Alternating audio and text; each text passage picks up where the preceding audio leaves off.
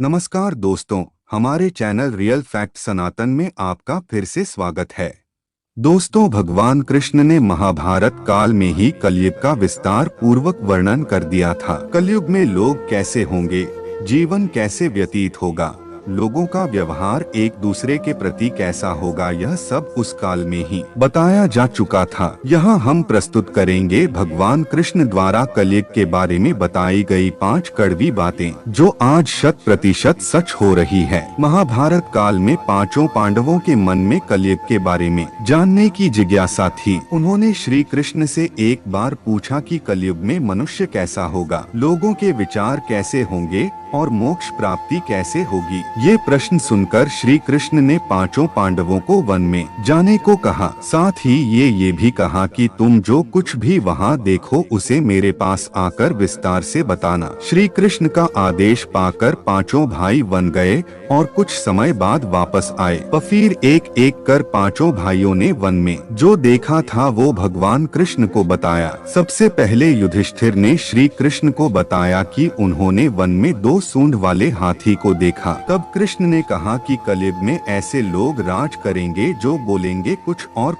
करेंगे। ये लोग दोनों ओर से शोषण करेंगे। उसके बाद भीम ने बताया कि उसने वन में देखा कि एक गाय अपने बच्चे को इतना चाट रही थी कि उस बच्चे का खून निकलने लगा। तब श्री कृष्ण ने इसका अर्थ बताया। श्री कृष्ण ने बताया कि कलयुग का मनुष्य अपने बच्चों से इतना आसक्त होगा कि ऐसी ममता के कारण बच्चों का विकास ही रुक जाएगा। यदि किसी पुत्र साधु बना तो सब उसके दर्शन करेंगे, परंतु यदि स्वयं का पुत्र साधु बना तो माता पिता दुखी हो जाएंगे, रोएंगे कि मेरा पुत्र किस राह पर जा रहा है। कलयुग में लोग बच्चों को मोहमाया और परिवार में ही बांध कर रखेंगे। इस तरह उसका जीवन वही नष्ट हो जाएगा। फिर कृष्ण ने कहा कि तुम्हारे पुत्र तुम्हारे नहीं बल्कि तुम्हारी पत्नियों की अमानत है और पुत्रियां तुम्हारी अमानत है। यह शरीर मृत्यु की अमानत है और आत्मा परमात्मा की अमानत है। इसी तरह भीमसेन के बाद अर्जुन ने बताया कि उसने एक पक्षी को देखा जिसकी पंख पर वेद की ऋचाई लिखी हुई थी, परंतु वो एक मनुष्य का मांस कह रहा था। यह देखकर मैं हैरान हो गया। तब श्री कृष्ण ने बताया कि कलयुग में ऐसे लोग होंगे जिन्हें विद्वान कहा जाएगा,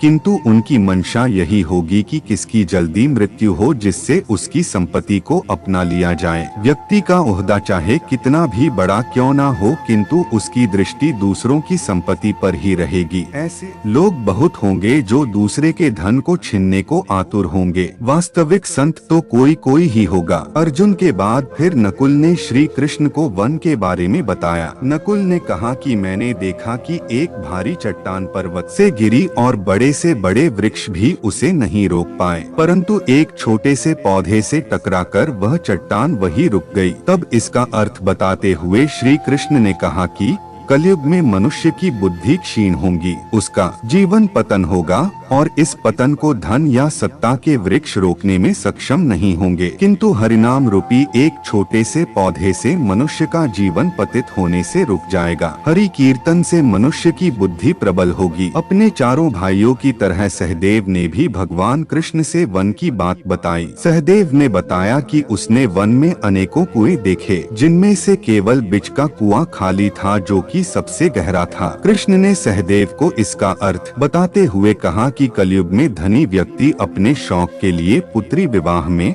उत्सवों में बहुतायत में धन खर्च करेंगे, परंतु यदि किसी भूखे को देखेंगे तो उसकी सहायता करने में किसी की कोई रुचि नहीं होगी। इंद्रियों की संतुष्टि, मदिरापान, मांस भक्षण और व्यसन में धन खर्च किया जाएगा। जो लोग ऐसी आदतों से दूर होंगे उन पर कलयुग का नहीं बल्कि परमात्मा का प्रभाव होगा।